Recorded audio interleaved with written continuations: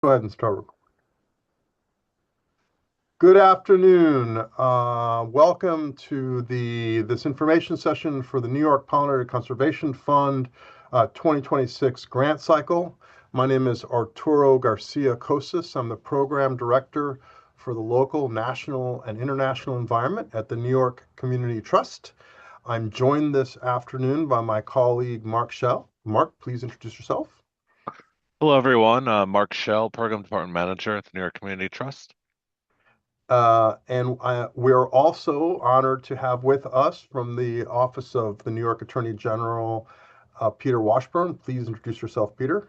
First time Arturo has ever said that he's honored by my presence. That Uh, is so not true. My name is Peter Washburn. I'm policy advisor with the Office of the New York State Attorney General. All right, thanks so much. So this session is being recorded. Mark will be monitoring chat, but we will also have a question and answer period at the end. So please think about questions as you go along, and we will turn to them when the time comes. So without further ado, let's get into things. So this is the 2026 grant cycle for the New York Pollinator Conservation Fund, which was established in 2024 out of a major settlement that the Attorney General James negotiated with Bayer Crop Science LP and Monsanto related to inaccurate and potentially false claims about the safety of their Roundup herbicide products. The the focus on pollinators for the Pollinator Conservation Fund is critical because pollinators have been under pressure. In some cases, they have been characterized as in crisis. And we depend on pollinators. All of us depend on pollinators. And 1 in 3 bites of food that we consume basically depend on wild pollinators. And pollinators are under threat in a variety of different ways, from habitat loss, from pesticides, from climate change, from invasive species and diseases. So in as much as we can address these multiple threats that are affecting pollinators, that is one of the things that the fund is focused on, and also New York State generally is focused on. I want to point out that the picture on this slide is of the regal fritillary or fritillary. I think I'm not pronouncing it correctly. This essentially is a butterfly that's extinct in the 5 boroughs of New York City. It used to be quite common on Staten Island, particularly. And one of the grantees from the 2025 New York Pollinator Conservation Fund grant cycle is going to restore this butterfly to its natural habitat in the prairies on Fresh Kills Park. So in 2024, the New York Attorney General selected the trust to manage the New York Pollinator Conservation Fund. Pollinators have been a long-standing focus of the trusts, both in terms of our New York City grant making, where we have supported open space stewardship groups to create pollinator habitat all over the city, on Governor's Island, on Riverside Park, other places. And also through our national and international environmental grant making, particularly our national program, where we have focused on monarch butterflies. This is a photo of a monarch butterfly, helping to restore the epic multi-generational migration of monarch butterflies across the United States east of the Rockies. So the New York Pollinator Conservation Fund, since it's established, has been focusing on benefiting pollinators that are affected by pesticides in New York. As I'll discuss in a moment, we in the 2025 grant cycle, we supported a spectrum of different types of organizations of all sizes and capacities, from tiny volunteer-led groups to groups that have $100 million budgets. We've worked very assiduously to ensure that there's a geographic distribution, an appropriate geographic distribution of the funding. And of course, we have paid attention to the information and the strictures of the settlement agreement with Monsanto and Bayer Crop Science. In 2025, we had 34 grantees, total $3.34 million. 2.8 million of that came from the OAG, from the settlement. The trust added an additional $540,000 to the 2025 grant cycle. So in 2025, we basically had three types of grants that we funded. We had 1-year project grants, which were small, up to $50,000, which we call Type 1 grants. We had 17 of those.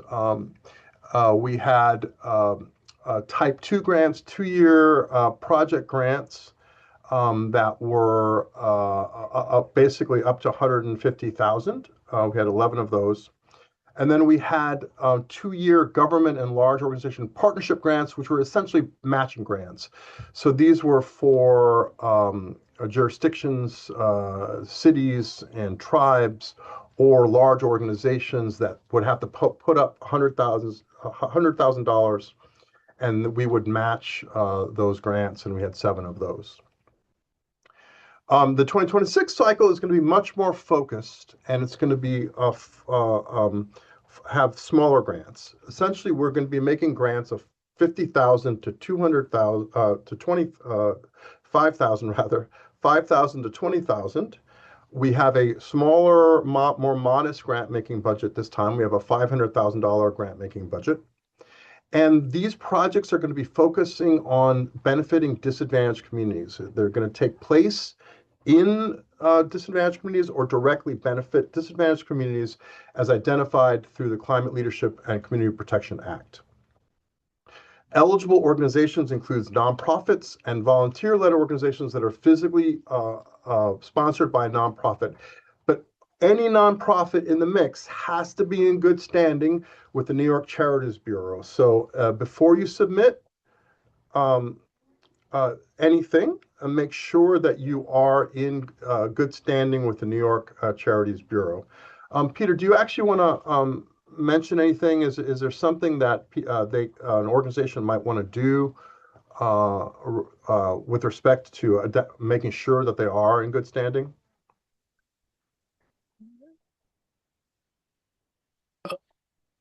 I have technical issues. Just if you have any question about your status with the New York State Charities Bureau, contact them, speak to them. They're very helpful, and they will walk you through and help you correct any outstanding problems you have with your charity status. And if you need a telephone number for them, just go to the AG's website and you'll look under charities, and there'll be a contact number for you there. But they're good people, and they'll walk you through a solution to your problem. Thank you so much, Peter. So these grants, 5,000 to 20,000, since I kind of misspoke earlier, are going to be for smaller scale projects. We're going to do at least 25 grants, obviously, because we have a $500,000 grant budget this time around. But if the last grant cycle is any indication, we're likely to have more than 25 grants because many organizations asked for less money than was available. Last time for our Type 1 grants, there were projects of up to 50,000, and I'd say fully half of the organizations that submitted for a Type 1 grant asked for less than 50,000. So we expect there to be anywhere between the 5,000 and the 20,000 range here, and that means that we're going to have more than 25 grants. I'm not going to read all of these things. These are part of the RFP, the request for proposal that's up on the website at the moment. I assume that people have already downloaded that request for proposal. If you have any questions about that request for proposal, please reach out to us before you submit a proposal. But these are basically the areas that are going to be eligible for support through in the 2026 rather grant cycle.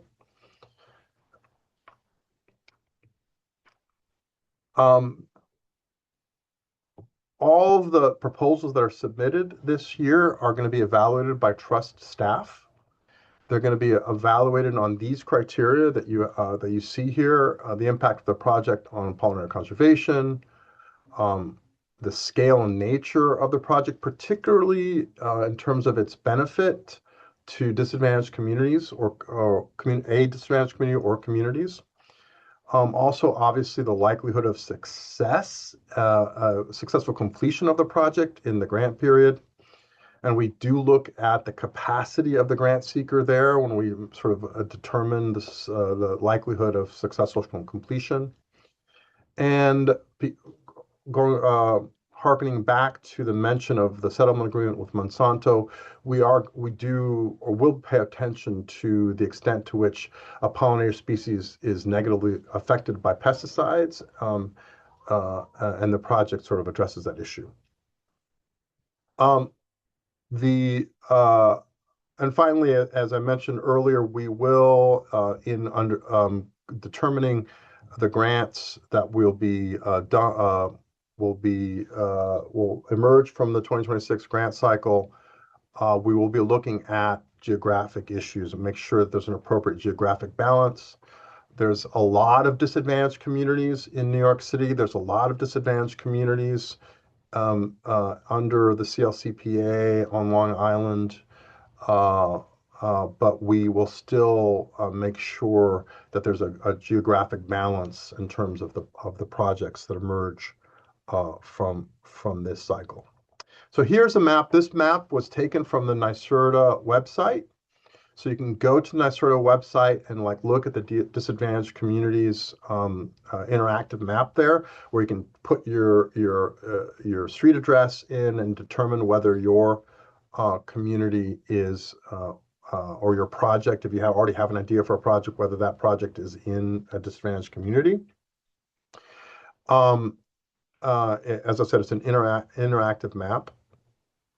And it's also important to remember that if you are a nonprofit or a volunteer-led initiative that is not actually located in a disadvantaged community, you may still do a project in the disadvantaged community, but we ask that you have a track record, a relationship with that community. So we will ask, as I'll get to in a second, in what you include in your proposal, we ask you to describe how long you've been working in a particular disadvantaged community.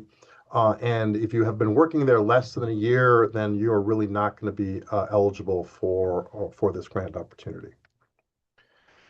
So here essentially is what you have to submit for this RFP. You have to have a description of the organization, as I just indicated. You need to talk about the organization and the project's connection to a disadvantaged community. You have to provide an overview of any previous pollinator-focused activities your organization may have been involved in. Have a discussion about the opportunity or challenge that the project will address. And of course, have a pretty robust description of the project itself, including goals and outcomes and the activities that you envision will take place during that year to achieve those goals. Finally, and this is important, as I said earlier, New York State has been focusing on pollinator conservation for a long time now. And in 2016, New York adopted a state pollinator protection plan, which has been updated a couple of times since then. So it's really important for you to take a look at that plan and briefly discuss how what you're proposing to do sort of resonates with and advances the New York State Pollinator Protection Plan. In addition to the 4 pages of narrative, we ask that you guys provide a project budget that includes projected expenses and revenues. So a word on the difference between a project budget and a grant budget. A project budget will include other sources of revenue if what you're describing is part of a larger project in which there's other grants and what have you. That's where you describe it here. It's okay if this project is just going to be funded with the money from the New York Pollinator Conservation Fund. Then in that case, your project budget and your grant budget are the same thing. But if you do have other sources of funding, we like to see that in a project budget. And finally, provide an organizational operating budget for whatever the organization is. If it's a physically sponsored initiative, volunteer-led initiative that's physically sponsored by another nonprofit, then provide the organizational budget both for the physically sponsored initiative and for the fiscal sponsor, and a list of board members. So the RFP was open this year on March 4th. We are keeping it open until World Bee Day, which is May 20th, at 5 p.m. on May 20th. Pretty shortly thereafter, we are going to convene, the New York Community Trust staff is going to convene to take a look at what has been submitted. And we'll probably do an eligibility review right away as soon as the RFP submission deadline passes. So ineligible proposal submissions will receive an email, basically an email declining, indicating that it's not going forward. Then soon thereafter, after the trust meets to review the eligible proposals, low-scoring proposals will receive decline emails, and we expect both of those things to happen by the end of May. And then organizations with competitive proposals may be asked for some additional information as we try to sort of make decisions.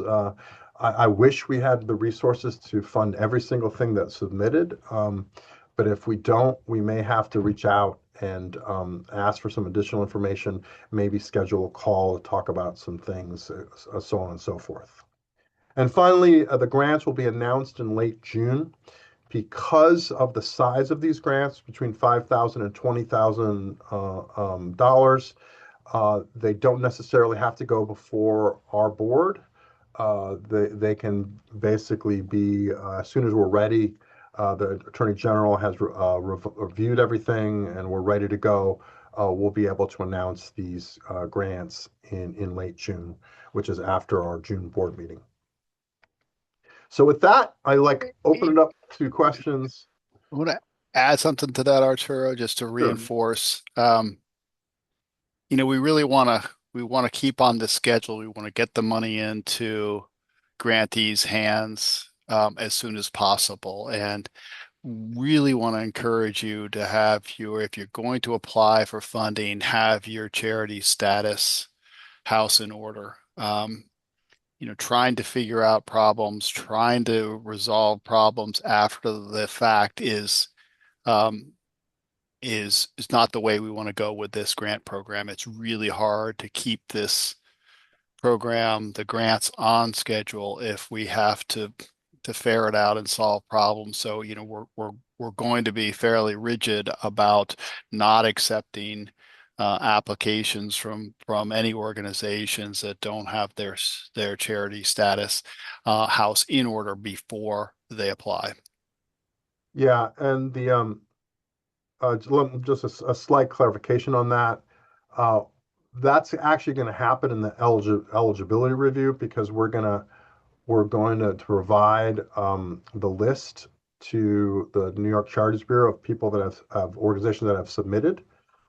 And if any of those organizations have any problems with their with New York State Charities Bureau, then they're going to be deemed ineligible, and you'll get that decline email right away. So, to Peter's point, it's very important for you to make sure that you are in good standing before you submit. Is really the best idea. Okay, Um, Arturo, we have some questions in the chat. sure. All right, well, start off with two eligibility questions. One is SUNY eligible, and then the second question is, we are considered a subordinate government agency and a not-for-profit under the cooperative extension. I assume they're asking if they would be eligible. Right. We actually chose not to necessarily, as we did with our Type 1 grants last year, to have a budget cap on this. So the short answer is that yes, you are eligible, but these are very small grants.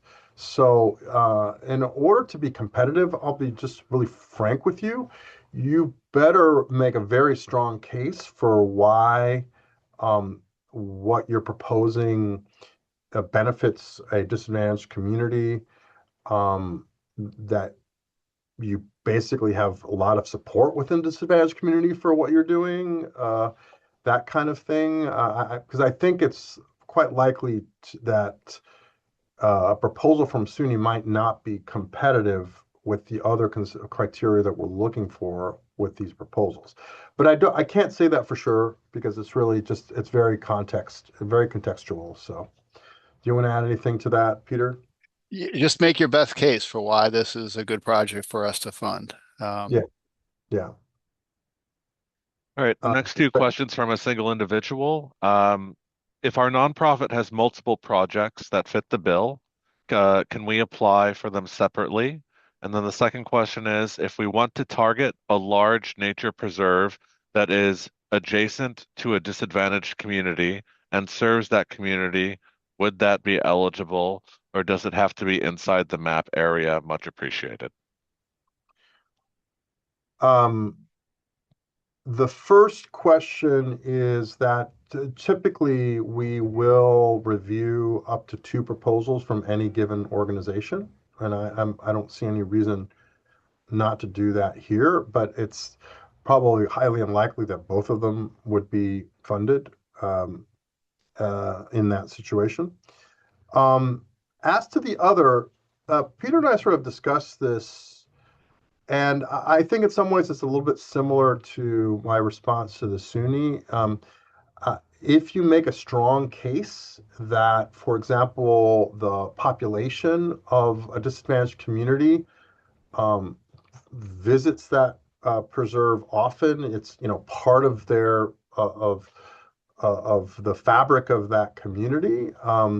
That may prove to make the proposal competitive, but we are going to favor projects that are actually in disadvantaged communities with these small grants. All right. Next question from Ryan Price. What is the grant term? Are there any reporting requirements grantees should be aware of? Yeah, they're 1-year grants. At the end of the year, we ask our grantees to submit a report based on whatever activities, whatever goals. Essentially, our grantees get a grant letter from us based on what they proposed that have a number of deliverables. And then they sign that letter, and then they get the resources. And at the end of the grant period, they have to submit a report to us to describing what they did and what they were able to accomplish. Is there a contact person we can reach out to for individualized questions related to eligibility? Sure, you can contact me. That's fine. I will give you whatever I can about give you whatever insight I can about eligibility. But it's actually better if you have an eligibility question right now to share it with everybody, because then everyone that is on the call right now or that reviews the recording will can learn from that. You don't have to be specific as to the organization, but if you want to ask the question as to a type of organization that may or may not be eligible, that would be useful. I have a question. Does this grant project budget include allowance for overhead costs? Yes, you can include a certain percentage of the grant for overhead costs. We, as a matter of course, at the New York Community Trust, we believe that it makes sense for organizations that have sort of brick and mortar or what have you to be anywhere from 10 to 20%. But these are small grants. It's $5,000 to $20,000 grants. So uh, probably it would make your proposal more competitive to keep administrative overhead costs down as low as possible. Next question. Decisions will be made in early June. How long until folks are notified? Just thinking of the prime planting slash flowering season. Yeah, that's that we wrestled with that a bit too, but yeah, so it's going to be that's why we're really keen on having the grant decisions made by June, by late June, hopefully as soon as possible in June, really, because we want to have the resources to folks so they could take advantage of the warm weather months. This next question is, can you define pollinator? Is it figuratively or literal? Uh, it's definitely not figurative because if you're pollinating from group to group, that's not for this particular proposal. No, it's really focusing on all sorts of pollinators. Just reference the 2016 New York Pollinator Protection Plan and take a look at it. Pollinators can include, obviously, people think about insects, but pollinators can also include birds. Pollinators can also include bats. So it's entirely possible if you're doing some sort of bat conservation thing in a disadvantaged community, and that bat species is known to be a pollinator, that would potentially qualify. However, keep in mind that these resources emerged from this settlement with Monsanto, and that really focused on insect pollinators. So there's probably going to be a little bit of a preference for projects that support insect pollinators. And just to add to that, Arturo, is the we were looking at those pollinator species that were most impacted by pesticides. Yeah, And, Arturo mentioned this earlier, and we don't expect in your application prove that that species or those species in that location were impacted by pesticides. It's more sort of a general impact that those um, that type of animal was affected by pollinators. But it gotcha. really there needs to be a connection between pesticides and effect on species for this to be something that we can fund. Okay, Thank you. next question. If you expect decisions to go out late June, is there a specific grant period? And do program activities need to span the full year? Program activities don't necessarily need to span the full year, but the grant period is a full year, so you won't be required asked to report until the grant period is over. Uh, so the grant period would begin from late June until the following June, essentially. That would be the grant period. We have from a buried post, what's the geographic diversity on these grants? Wouldn't there be a stronger argument for pollinators in the countryside versus New York City? Forgiving any ignorance, not an expert in the field. Well, that's not necessarily the case because I'm not gonna. Hopefully, I won't mangle it again. The regal fritillary is a butterfly that is being restored to the five boroughs of New York City. I think that ultimately it's going to be based on the nature of the projects. As I said, in 2025, we paid attention to geographic balancing investments and funding across all of New York State, and we're going to be doing that again this time. We're going to make sure that there are good projects across all of New York State, depending on what's submitted to us.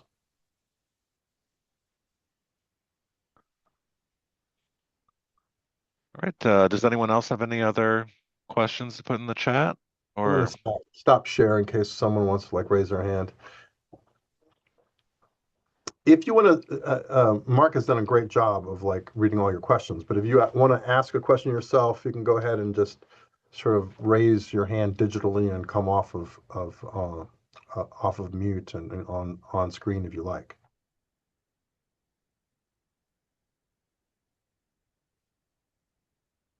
Well, hearing none, going once, going twice, no. Well, without any further questions, Peter, do you want to say anything in Yeah, closing? just very in closing. The Attorney General James, is very proud of the settlement that she reached with Bayer Monsanto. Consumers should not be misled about the safety of the products they purchase and use. And she's very proud that the settlement, in addition to ending the defendant's illegal conduct, was able to result in a substantial sum of money that could be used to benefit pollinator species in New York. She's also very proud that we're able to partner with Arturo and the trust on the New York Pollinator Conservation Fund. Um, it's really a privilege to work with such a experienced and able organization. And finally, thank you all who attended today for your interest in participating in the fund. In the end, the benefits that the fund is able to achieve for pollinator species in New York really depend on the quality of the projects that you all think up and implement. So the fund really relies on you. So thank you very much for your interest, and thank you for participating in this. Thank you for those kind words. And I saw the question. These are not reimbursable. The New York Community Trust does not operate in reimbursable grants. These are grants for you to do the work. You'll get the money and you'll then be responsible for spending the money responsibly and then letting us know what happened with the project. But Peter, thank you for those kind words. And it has been really an absolute honor. See, now I've said it twice on a recorded call. It has been an absolute honor to work with Peter and with the Attorney General's office on this. As I said near the beginning, the New York Community Trust has invested in pollinator conservation repeatedly at various levels of governance. And having this opportunity to work on this fund over the last couple of years has been an incredible privilege. So with that, we're going to go ahead, unless someone else put a question in, Mark. no, I think that's it. Awesome. Thank you so much. Thanks for joining us this afternoon. And we can't wait to read Yeah. the projects that you submit to us over the next couple months. Take care.